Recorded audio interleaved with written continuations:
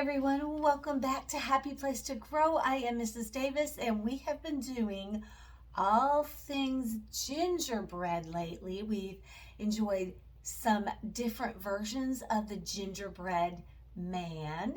We've done some sequencing activities, talked about the characters, and we have even cooked up a recipe together and baked some gingerbread cookies. That was delicious and fun. So we're going to continue doing all things gingy. Today we're going to be taking some brown paper and transforming it into a cute little gingerbread person, cookie, whatever. It's going to be a puffy little pillowy art project. So I want you to go gather a few supplies.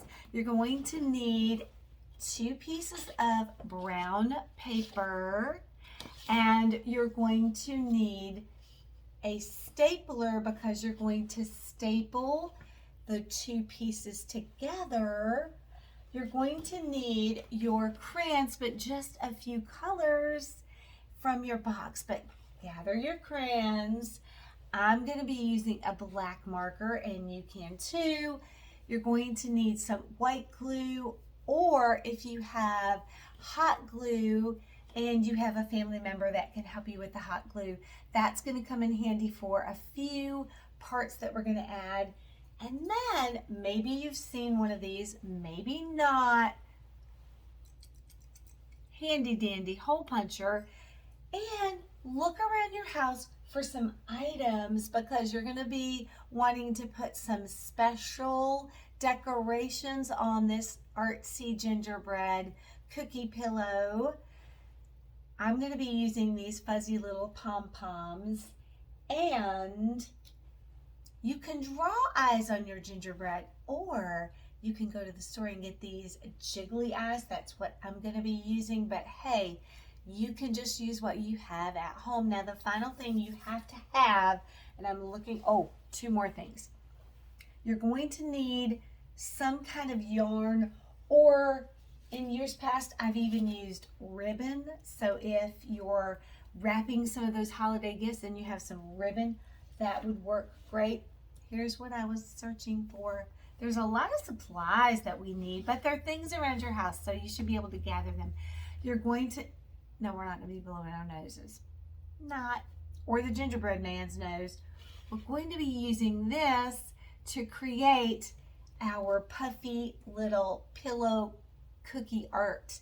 You know, when we put our gingerbread boys in the oven, they were flat, and then when they were in the oven, they started rising and puffing up like a puffy, cute little cookie. So we're going to be needing some tissue to do some stuffing. All right, so go gather those items. Meet me back here. I'm going to straighten up. Oh yeah, don't forget the scissors. You're going to need a pair of scissors too. Okay, so gather your things. I am waiting patiently. I am excited about us working this project together. Okay, I hope you have all of your supplies. I have so many things laid out here. It's kind of a jumble, but you know, that's kind of what art is. It's messy, creative, fun, and cleanup can come later. So this is a pretty simple project, but you have to follow the steps because it's helpful. You know, it's kind of like a recipe. When you're doing a recipe, you have to follow the steps. So one thing I love to do is I love to put 2 sheets together because this gingerbread boy or girl, whatever you or person, is going to need this is an old one I did, it's going to need a top and a bottom. And by stapling 2 pieces of paper together, when you use your stencil, it's helpful. This helps me. I went ahead and just on a piece of cardboard, an old piece of cardboard that I had, I just made a little stencil of a little person, and this is something that a parent or a family member can help you with. And so you just lay this on, you make it with pencil and you draw a little gingerbread shape. It's pretty easy. You're just doing like a semicircle, come out here with the puffy arms, and then kind of go down and make little shoes and come back up. So I would pre-make a stencil. That's going to make things a lot easier because all we're going to do is lay that on our paper and we'll trace. So I'm going to go ahead and take this little Gingy, that's one I did in the past, and I'm going to put this on the board so that you can see. Hopefully that's going to stay up. It's kind of heavy. Let me get two. Hey, that kind of looks like buttons, doesn't it? Okay, for this tracing, we're going to have to use, well, I think it's helpful if we use a crayon instead of a pencil because this is dark paper and the white is going to show up. Plus, this is sort of like a frosting color. You know, one of the things that we did with our gingerbread cookies was we frosted it with a white icing. So this is our white icing. So what we're going to do is we're just going to, when you're working with a stencil, you want all of the stencil to be on the paper because if not, when you take off the stencil, then it's going to give you an odd shape or part of it's going to be missing. So I'm going to hold this really tight as I trace. And if you're tracing on a flat surface at home, it's going to be a lot easier than doing it up in the air like I am. You're going to be able to follow your trace. See, I know I can see my little foot's kind of going off. So I'm going to readjust. And you see when you're using that little stencil to help you and you've already got it because if you're trying to free draw a gingerbread boy and you're using a crayon, it's going to be a little, if you make a mistake, it's going to be hard to fix that. Okay, I'm going to take that off and just kind of tidy that up since, again, I am working in an upward manner, which makes it hard. Now I have come off when, like I said, the stencil not being on there quite, but I can just fix that. So that is the first step to your Gingy. And the second step that we're going to do after you trace is we're going to cut out our gingerbread cookie. So we're going to cut him out, and then we're going to be putting all kinds of really cool designs on him. So when you're cutting, and I always used to say this to my students, make sure that the two, even though they're stapled, you want to make sure that they're all, staying together.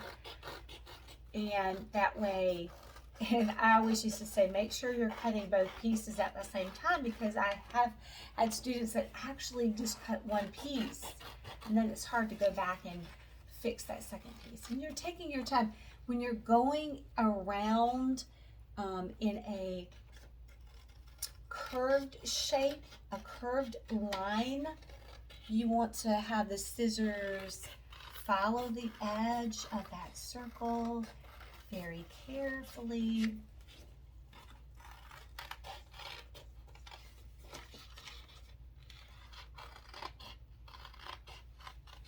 And you want to make sure that you're taking your time.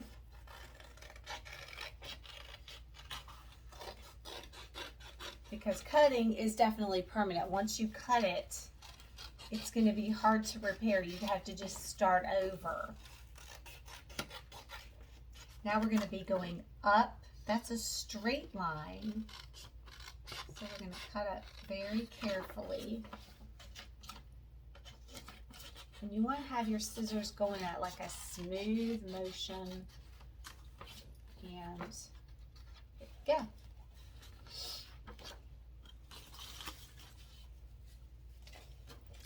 And I see just a little bit of a point on his head.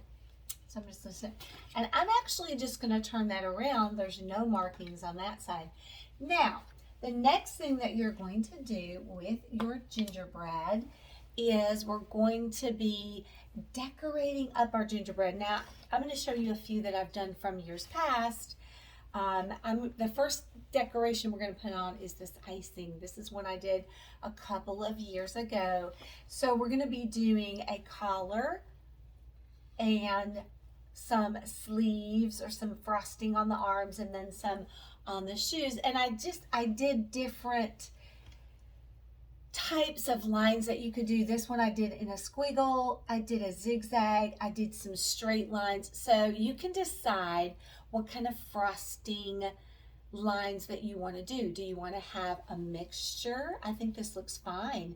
Or do you want to have only one type? I was looking down at this guy right here. Again, I did several different designs. I wanted to show my students you could do different types of lines as you're frosting. So be creative. You can mix and match, or you can just do one type. I think I'm going to start with the collar here, and I am going to, I think I really like a wavy collar. So I'm going to hold this tight, and I'm going to start right here at his neck or her neck, my cookie's neck, and I'm just going to kind of wiggle, right? But I really want my frosting to just kind of pop out. So I'm going to thicken it, and I'm going to go over, red rover, keep going right over. So you can make those lines as thick as you like. You can make it thin, or you can make it thick if you want to bubble it and fill in. You know, we've done bubble before where we fill in the different spaces, right? And then I think for his arms, I'm going to go straight line, right? I'm going to do one straight thick line. And you could do, if you wanted to, do two thin lines, one thick line. Again, the sky's the limit. But now, are you like me? I might like to mix up my stripes when I'm doing in different areas, but I want the different areas. That one's a little thicker, so I'm going to thicken that one up. I like each area to be, the arms to be the same. So I don't want a zigzag on one and a straight stripe on the other. Okay, I'm going down to the feet, and I think I'm going to do, how about zigzag? That sound cool? So that's up and down. So you're going up in a point, down, up, up. And then I'm going to follow that again, down, up. And then I'm going to fill that in, darken that in with that frosting.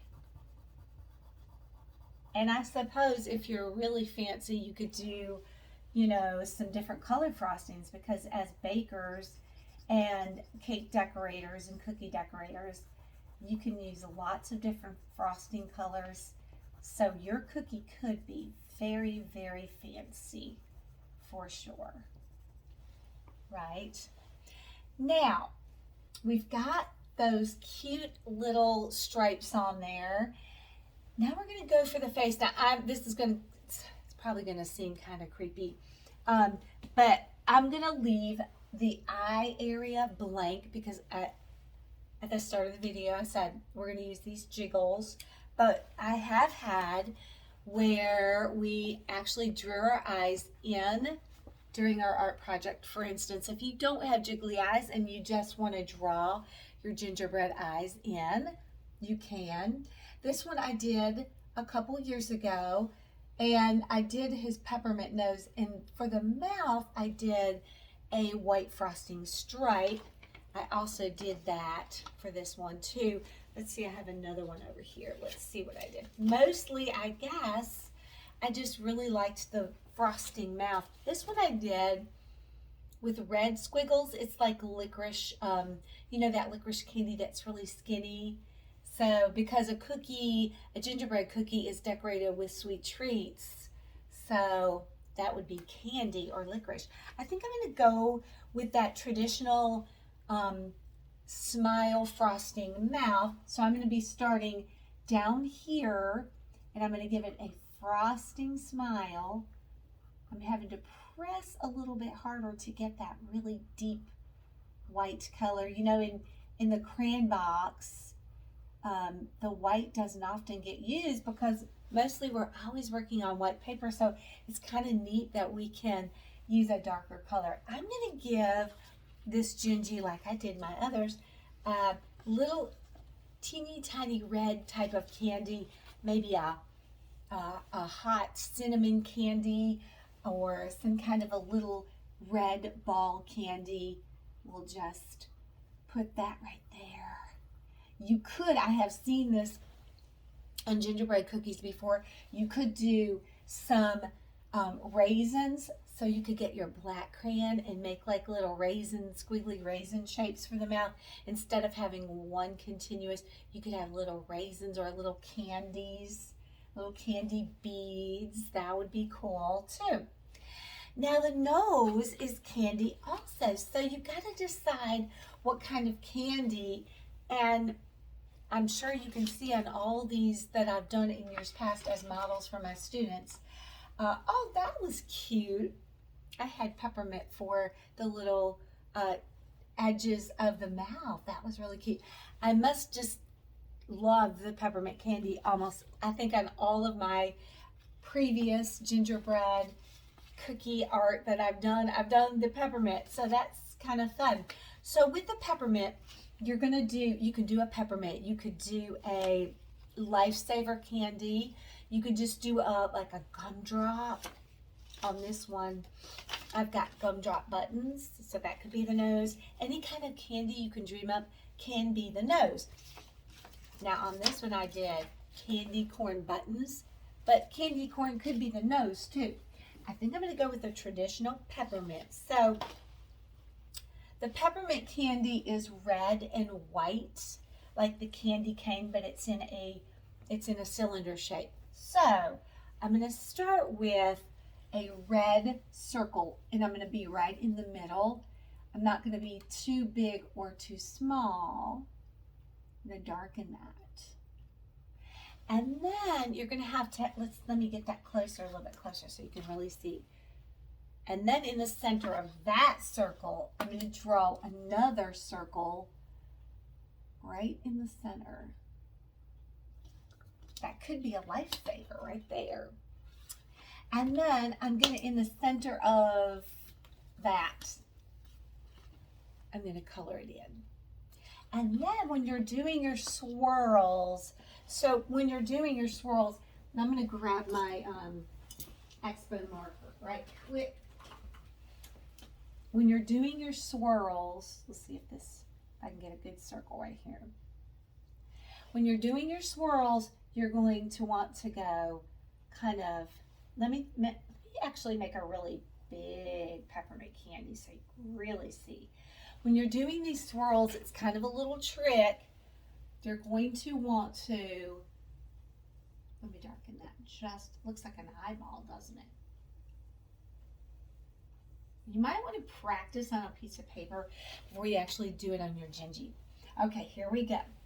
So you want to start here, and then you're going to kind of make a curve line, and then come back to the same space that you started, and then you're going to come back and open it up, right? And then you're going to skip a little space because remember, a peppermint candy is red and white stripes. There's a pattern. So you're going to come over here and you're going to go out. You're always going to be pulling away from the previous one. And if you start right there back in that same spot and then pull out. And then I think I have space for one more. So I'm going to go out and up. And again, that's kind of a little tricky. And then you're going to be filling in when you fill in, which I'm going to do in just a minute. Every other space is going to be red. red, white, red, white. So, and then we had our red in the middle. That was our pattern. Looks pretty awesome. So again, if this is a new drawing for you, a new way to put your peppermint into play here, and you've never drawn that kind of a design, you might want to practice it just a little bit. Now on this one that I did a couple years ago, I just did straight lines. So if you feel more comfortable doing that, again, it's your cookie. You can design it any way you want. So I'm going to go ahead and make a swirl and a swirl and come back around. And it's a tinier space, so it's a little bit harder work. I'm going to take it off in just a minute and show you. Let me see. It's such a tiny little space. I want to get my glasses on so I can actually. Oh yeah. Let me take it off and let you look. When I put the white on there, it's going to really, really, really show up and pop. Now let me add that white because it's a pattern, red and white. Oh, so cute. Definitely. And you know, art is so cool because every time I've done, you can see multiple gingerbread, and every time I do it, it comes out just a little different. I think that's what's really cool about art.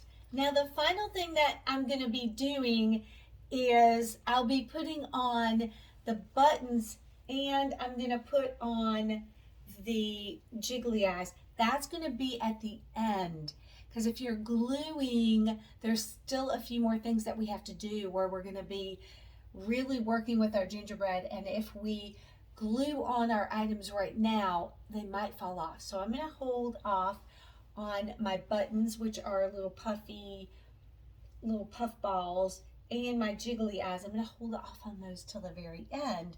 So we've got most of our decorations. Now if you're drawing on your buttons and you're putting either, like I've done in years past, gumdrop buttons or candy corn or lifesavers, you can go ahead and draw those on. You can do 3 buttons, you can do 4 buttons, you can do 2 buttons, 1 big giant button. Again, art is your own creative imagination at work, and you can decorate your cookie art up any way you want. So if you're drawing and coloring your buttons, you can do that right now. Now, the next thing that we're going to do, this is kind of a fun part. But you have to be careful, because if you're we're going to be punching our gingerbread, and we're going to be making some holes in our gingerbread. We're going to be going all the way around. So when you punch, you don't want the holes too close, but you don't want them too far away, and you want the paper to be punched at the same time. So find a starting place anywhere you want. You want to stick your hole puncher up in and give it a good punch. And maybe you don't feel too comfortable with the hole punching part and you want a family member to help you. That's good too. Now my hole punchers are very old. There's usually a little catcher right on this side and it'll catch all the punches, but mine is very old and it has lost its punch collector. So you're going to see those all flying up. I want to be around the edges. I don't want to be too far away or too close to each other. It's kind of fun to punch.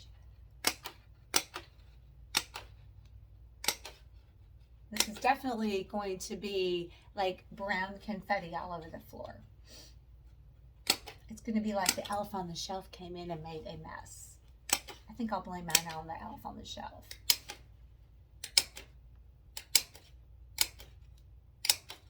Just going all the way around. This is going to end up, right now it's 2-dimensional, it's flat. But we're going to be puffing it and making it a 3-dimensional. We've put our cookie in the oven and it's rising up. So it's going to be great. There we go.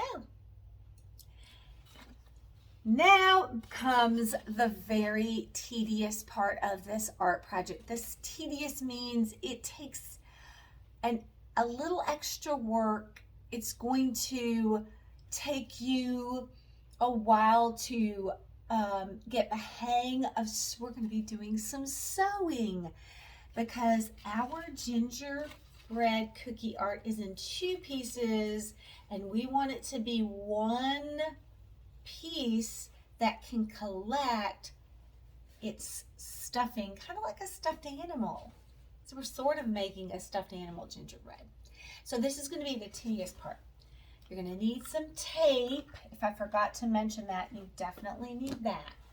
And again, yarn, or I'm using a tannish brown, sort of goes with my cookie. You could use a white. I've used white like it's the frosting, so that's a ribbon. I've also used some white yarn. Again, whatever you have around your house that can be used to sew. Now, sewing is when you get, usually the tools you use for sewing, a needle and some thread, which is a very skinny string, and the needle's sharp. So if you have a hole in your clothing or a hole in your sock, or you're making clothing, you have to take the thread and a needle. You can use a machine like a sewing machine and stitch. So we're going to be doing some stitching. We're going to be creating a stitching to hold our 2 pieces together, and that'll be fun. So when you're starting, you can stitch. I always like to start about right here because I'm going to be going around and I need to leave an opening for my stuffing. So when you're working with this, you want to go through the front, and I will advise you that when you use yarn, it kind of gets frayed a little bit. The fibers come apart.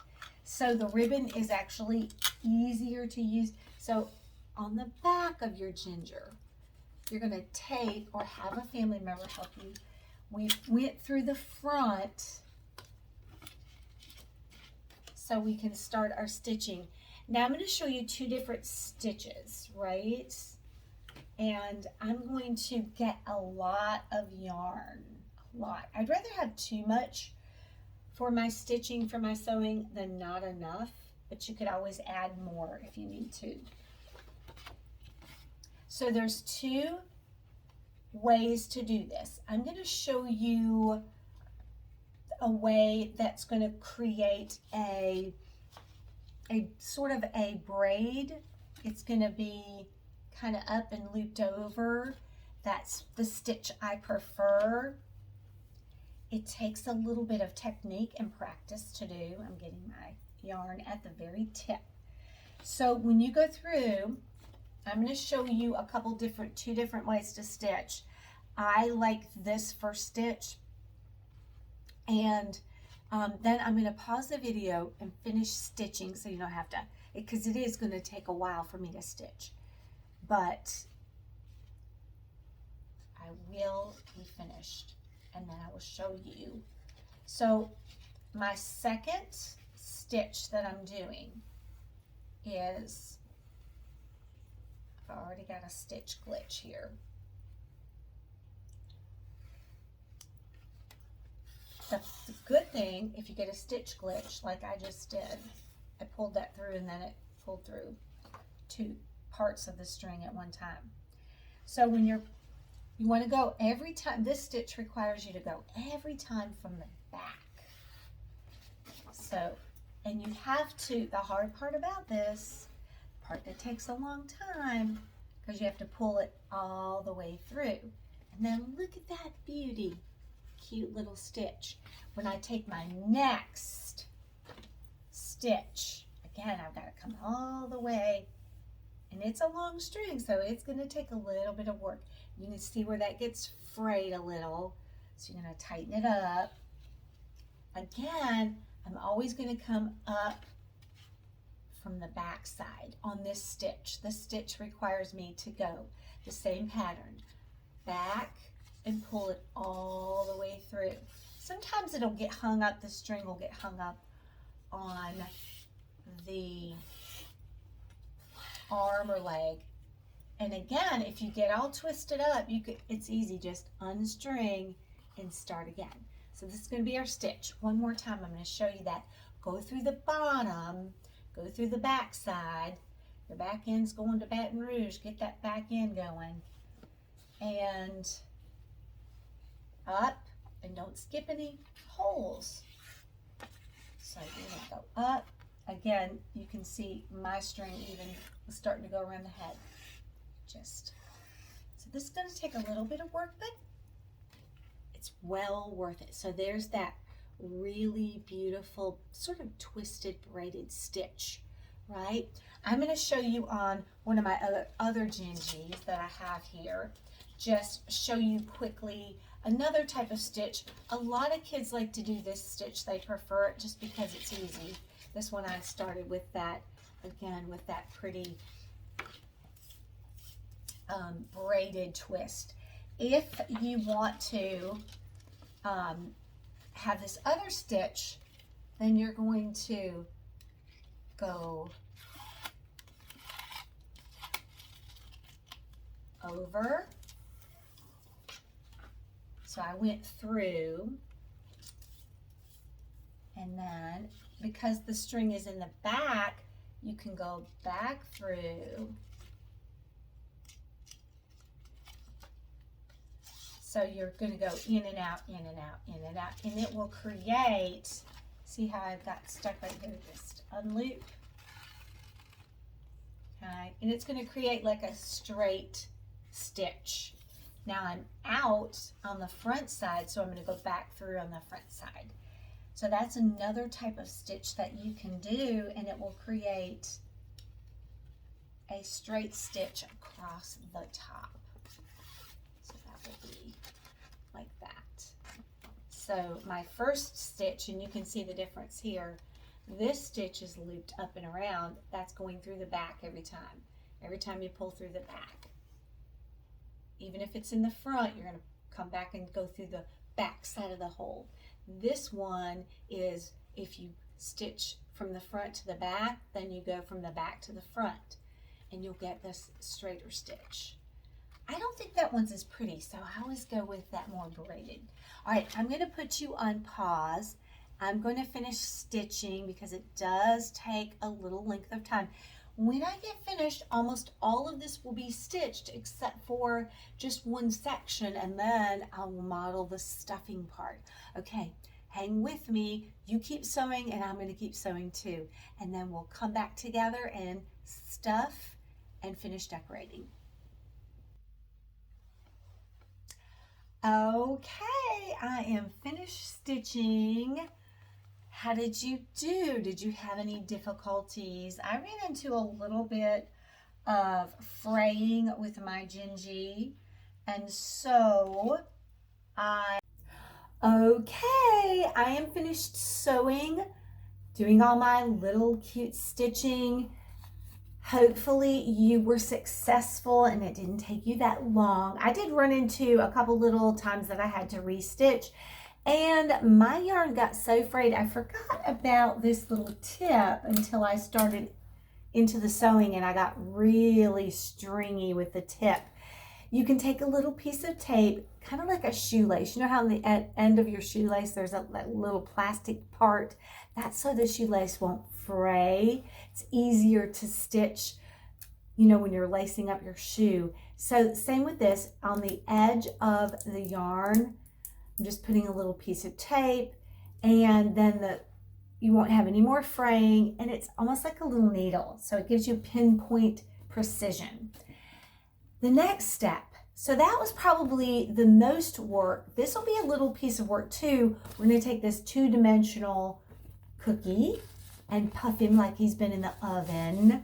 We're going to give him some depth. We're going to give him some chubbiness. We're going to be using a piece of tissue.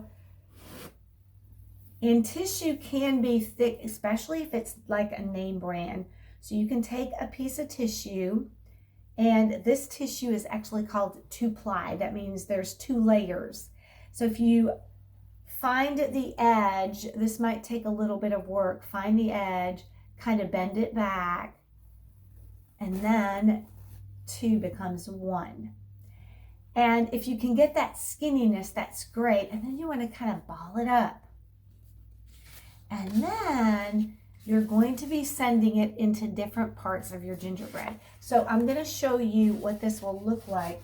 I'm going to grab actually a pen, or you can use a pencil. So I've put that in there, but I want to move it around while my fingers are just a little bit too short and kind of chubby. So this pen becomes a precise way to move. So I'm just going to push that tissue down into the leg. So it's down there. I'm going to take another ball and I'm going to do the same thing. Find that opening. I want to go in the same area because I want to get this nice and chubby. And that way, again, I can just push that down. It's kind of want to get stuck. Push it down. And when I push that one down, it's going to move that one. So we're going to get that foot nice and puffy. Grab this little piece right here. Already got a few separated. Do it again. And you're going to want to go through each section. You don't want to overfill him, but you do want him to get nice and puffy. You want puffy feet, then you want to, like right there would be my next space. Then I can go to the next leg, then I'm going to fill the belly, and then I'm going to go to the arm. I'm going to keep filling, and then finally, when I think I have enough stuffing, I'm going to finish stitching him. All right, I'm going to do the same thing. I'm going to finish stuffing my Gingy. You finish stuffing yours, and we'll meet back here for our final stitching and decorating, and we'll be complete with our cool art project. Okay, I'll be right back. Phew, I tell you, that was a lot of work, but I have puffied and stuffied, and I am ready to finish closing up my stitches. Remember, I'm using that stitch where I'm going every time from the back. And so how'd you do? Did you do really well with your stuffing? I think the most tedious part for me, or the most struggle, was just separating the tissues. I got to the point where I just started balling it up, and it actually was fine. So I didn't even really need to separate. But if you feel like your tissue is very, very thick, you could even take a whole sheet and cut it in half instead of trying to separate the plies out.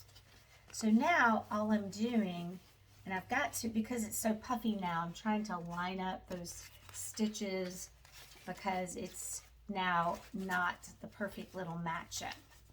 So I'm having to kind of stitch and pull. I'm coming every time through that back side. I'm hitting a little bit of tissue, so I'm having to work my needle. So every time I'm pulling up from the back, and if you, right before you close up, like my little arm over here doesn't have a lot of stuffing, so I'll probably add one more little piece of, I definitely appreciate now people that make creative clothing or pillows, because sewing is a lot of work. Of course, now they have all those fancy machines. I've got a few more holes that I'm stitching up. How about you? When I used to do this in my classroom with my students, we used to take a couple days. They would just leave their art project on their desk, and every morning when they came in, they would just add a little bit more. Let's see if I can just stuff that arm up just a little bit. I'm going to see if I can sneak in one more little tissue and make his little arm chubby. To do this very carefully because he's pretty tightly sewn, and I don't want to rip. But I do think his arm will look kind of odd if it's Doesn't, beautiful. And if you, one thing from experience, you have to be careful too at the end when he's very puffy, because if you pull so tight, sometimes it rips the paper, which you could just tape, but just take your time at the end. Oh, lovely. I'm almost done. One last stitch. And then he will be finished. At least that part of it. Definitely. Awesome. And one thing you can do if you have some little holes, you can go back and kind of stuff. And I like to staple all the way around, and that just closes it up. Now, I need to get rid of this extra string, so I'm going to cut off the extra, but I'm going to leave enough that I can just kind of tape it on the back. Tighten it, pull it a little bit tight, and then I'm going to tape that final yarn on the back to close it up. La la! Now it's time for the buttons. Now you can use, definitely if you're going to be gluing on some cute little buttons, I'm doing these little puff balls, you're going to want to use either white glue or hot glue. If you're using hot glue, I'm going to grab mine. I've had it warming up over here. If you're using hot glue, it can be a hot mess and it can be hot. So it definitely is hot. So you're going to want an adult to help you with this. I'm going to do the final little touches on this cute little Gingy. I'm going to put the buttons on and then the jiggly eyes and put it over in the corner to kind of dry and form those solid. Now I'm going to go down and I'm going to put 3 dots of glue. Again, an adult would help you with this because hot glue is very hot. I'm just going to stick those puffy balls, or whatever you have. I've lost my little, there it is. I lost my little blue ball. Oh, how cute is that? That one's kind of crooked. Let me tidy up. I'm doing this standing up. That's kind of difficult. Precious, again, you can put anything you want there. You can have 2 buttons. You can have 3 buttons. You can have 5 buttons, whatever. Last but not least, jiggly eyes. Now, jiggly eyes, you can find those in the craft section at Walmart. You can purchase them online. I mean, you can buy lots of different craft at craft stores, lots of different types of eyeballs too. Now, here we go. I'm going to do 1 dot of glue right there. So when you're using the white glue, when you do it, you want to be down, laying him flat, and then you're going to want to let it set and dry. Same if you're using some kind of a heavier object, like these puff balls are heavier. Oh, that glue is just, ta-da! Now he is finished. Again, my final touches would be I would go through and staple some of those little sections, and we have finished our gingerbread. Oh, run, run, run, catch me if you... Hey, I've got to catch my Gingy before he runs away. I hope yours doesn't. Now, some things you can do with this. You can put it on your bed like a pillow. You can put it on your Christmas tree as an ornament. You can make a couple of these and decorate an area in your house that can look Christmassy. And no need to pack it away when Christmas is over. It's cute little art. You can just put it in your room, or you can pack it away until next Christmas. Don't forget, this is really important. I'm kind of spying around for my white crayon. It's going to be really important. I've got some hot glue stuck to my finger to put your name. I always love to do this. Artists should always put your name and the date, the year. So I'm going to put Davis 2021, and then when I get my art projects out again year after year. I know what year that I made them. So that's always, artists always sign their work, and dating it is great. All right, kids, this was a fun activity. I'm so glad you joined me. I want you to continue to have fun with gingerbread and explore lots of fun activities. I want you also to join me for my next fun video. Yes, it's going to be another gingerbread activity. This time though, we're going to be doing some mad science. We're going to be testing out to see what happens when a gingerbread cookie meets up with a liquid. So stay tuned. Don't forget to join me for some more fun gingy activities. All right, as always, keep being creative and have a good one.